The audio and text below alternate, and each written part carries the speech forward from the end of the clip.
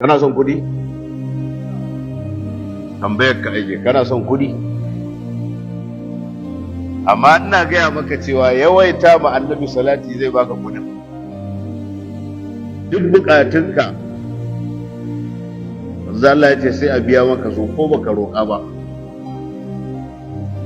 Idan ka yawaita salati. Ina gaya muku wasu abubuwa kuna ganin su kamar wasa. Da gaske ne wallahi. Amma wallahi sakacinku ya yi yawa. Da gaske ina ganin cewa kuna da sakaci. Wallahi.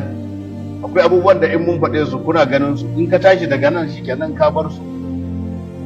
To, wasu abubuwan kuma da kake ganin ana ta rayuwa da sauki ba a samun wasu matsalolin.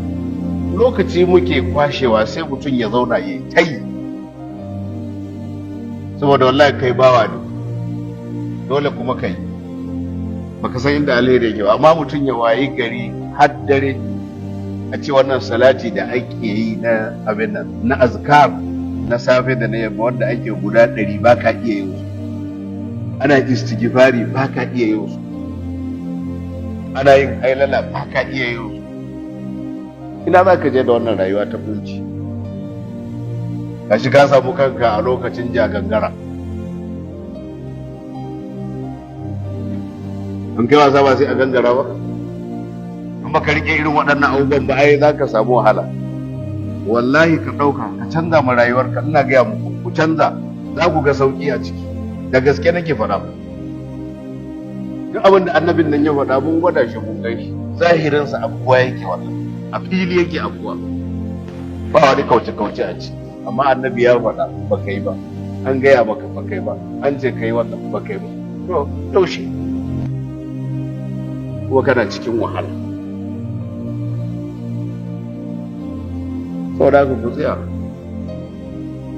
Don haka ba ma cewa wannan wajibi ne, sai dai mu bar shi a faɗin mai ahadari cewa labas ba laifi, amma ba wajibi ba ne don an karanto wata aya a cikin sallah.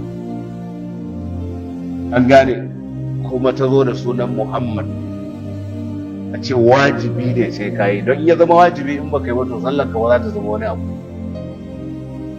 Yawwa, amma ka sani kuma wajibi ne Allah ya wajabta maka kai ma annabi salati. Kisa wasu fuqaha suka ce dole a shekara sai ka samu wata rana da kai ma annabi salati, don in baka yi baka sauke wajibin da Allah ya ce wajibi bane a kan. Ina fata an gane.